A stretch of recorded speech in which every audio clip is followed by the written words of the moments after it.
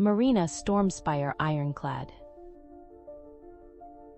The splintering of the mast wasn't a sound I'd ever get used to, even after 20 years at sea, but this wasn't a storm's doing. No, this was deliberate. "Boarders," I roared, the salt spray stinging my face.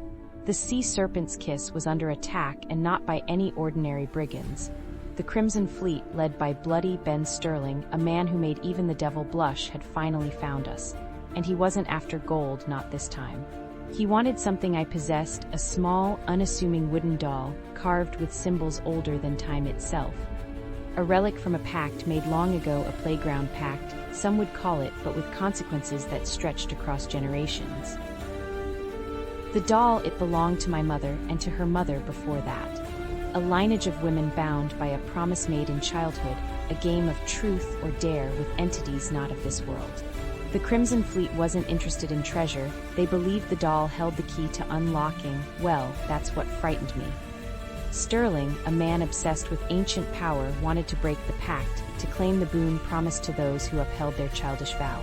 My mother warned me the pact was a shield, a delicate balance against something far worse than Sterling's ambition.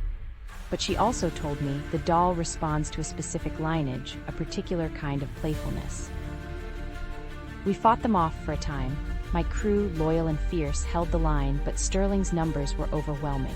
During the chaos, I discovered something unsettling. One of my own crew, Finn, a man I'd trusted for years, was feeding Sterling information. He was a descendant of Silas Blackwood, a boy who'd broken the pact centuries ago. Blackwood unleashed a terrible curse upon his village, and his bloodline was forever marked. Finn believed he could redeem his family by helping Sterling break the seal. "You don't understand," he hissed. "This isn't about power, it's about freeing us from a childish burden." The sea serpent's kiss was crippled, drifting in the currents. Sterling had the doll, but he couldn't activate it. It remained inert, refusing to yield its secrets. I realized the activation wasn't about force, but about remembering the original game, the original intent. The playground pact wasn't about promises, it was about imagination, about believing in the impossible.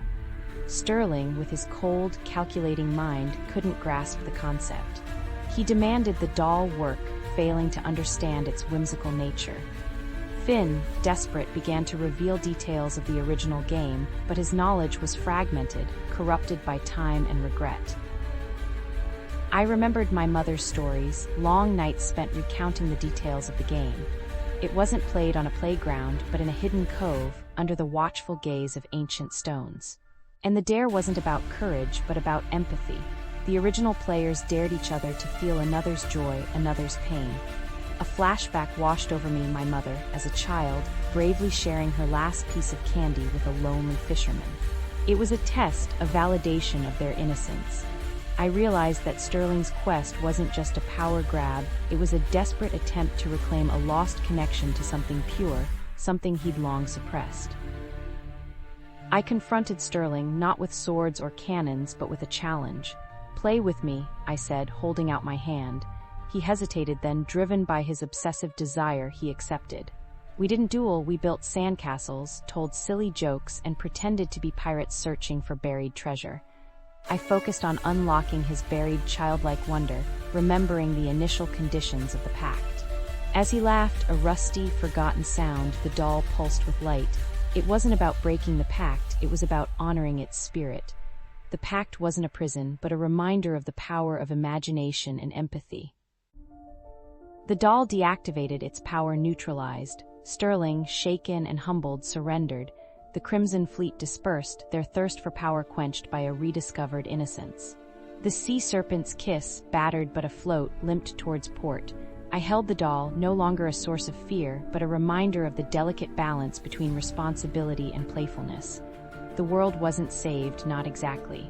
But perhaps, just perhaps, a little bit of magic had been restored.